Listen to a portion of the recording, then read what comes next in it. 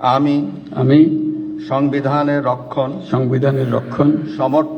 সমর্থন ও নিরাপত্তা বিধান করিব। আমি আমি সংবিধানের রক্ষণ, সমর্থন ও নিরাপত্তা বিধান করিব। শুরু করে দিচ্ছি মহান আল্লাহ পাকের নামে, যিনি পরম করুণাময় এবং অত্যন্ত দয়ালু। দেখেন, এইখানে ডক্টর ইউনূস শপথ নিচ্ছে সংবিধান অনুযায়ী রাষ্ট্রপতির কাছে, যে কি আমি সংবিধান রক্ষণ করিব, সংবিধানকে হেফাজত করিব এবং সংবিধান অনুযায়ী কাজ করব সংবিধানকে রক্ষা করার জন্য। কিন্তু তারা পরক্ষণে ইতিমধ্যে সংবিধান পরিবর্তনের জন্য চক্রান্ত করছে এবং সংবিধান বিরোধী যত সব আইন, যত সব নিয়োগ, যা কিছু আছে সব সংবিধান বিরোধী। তাহলে কি সে প্রতারক নয়? সে মুনাফেক নয়?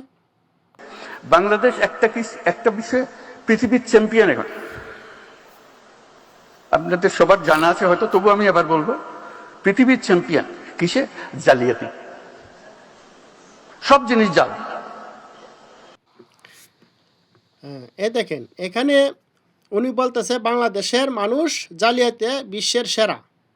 বাংলাদেশ একটা ফ্যাসিস্ট রাষ্ট্র দ্বারা পরিচালিত হয়েছে।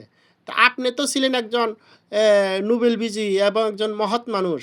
তা আপনাকে বসানো তো হয়েছে ফ্যাসিস্টদেরকে তাড়িয়ে দিয়ে, আপনাকে বসানো হয়েছে আপনি সব কিছু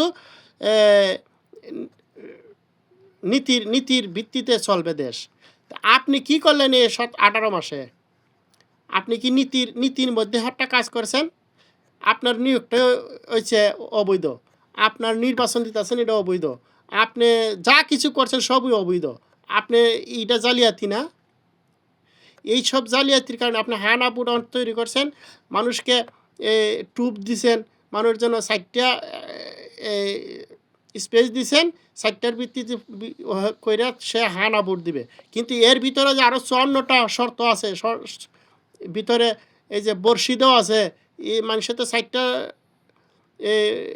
অপশন দেখে হ্যাঁ না দিবে। আর এই যে বর্ষি ফালাইছেন আপনি, এই বর্ষির মধ্যে তো মানুষ গিলবে, তখন তো মানুষ আটকে পড়বে 54টা যে আপনি